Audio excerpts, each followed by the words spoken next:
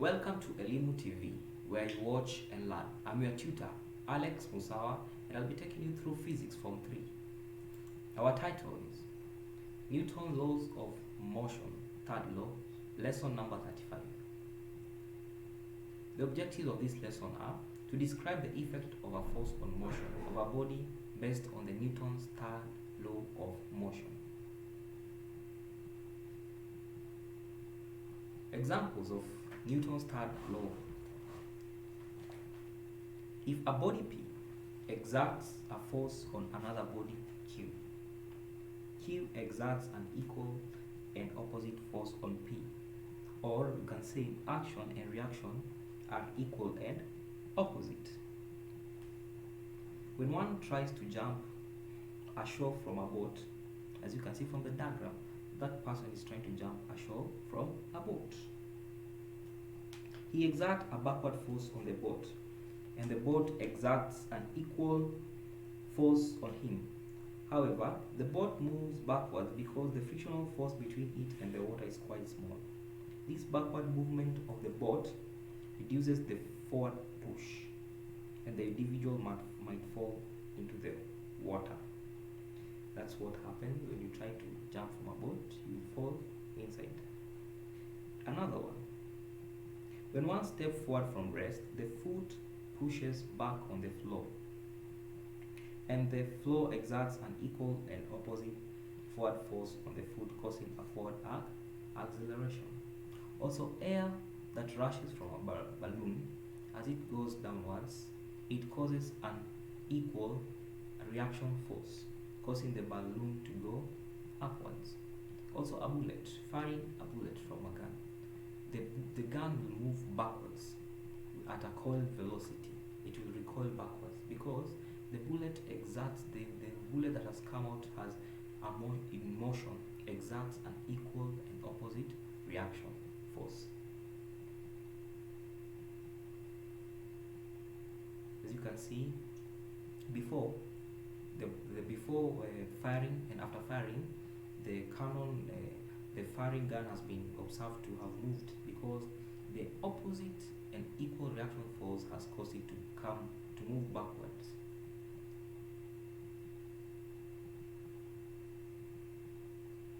That is an example of action and reaction force.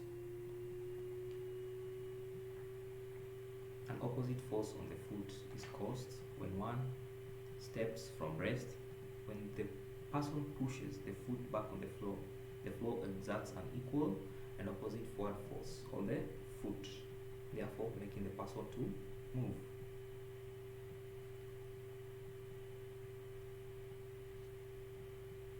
As you can see, you have an object that is on a table.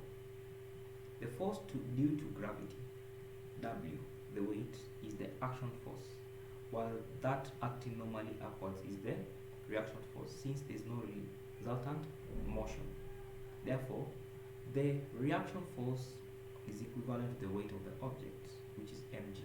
That's why the object is able to stay on the table without moving. But let's say the action and the reaction force were not equal. What would have happened? Our object would have started moving upwards because there's no action. The action and the reaction force are not equal. That's why when you go to the moon, the objects float instead of sticking to the ground. They float because there is no gravitational pull.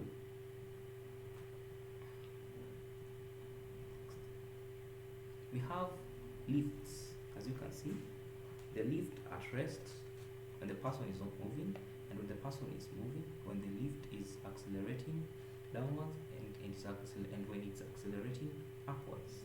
What do we read?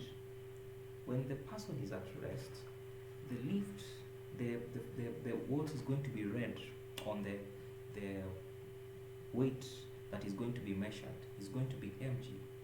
And when the lift is going downwards, it is accelerating downwards. What is going to be seen on the weight is going to be the mass times the gravity minus the acceleration. And when the lift is going upwards, we are going to add the acceleration and the gravity. Therefore, the resultant force is going to be the mass times the gravity plus the acceleration.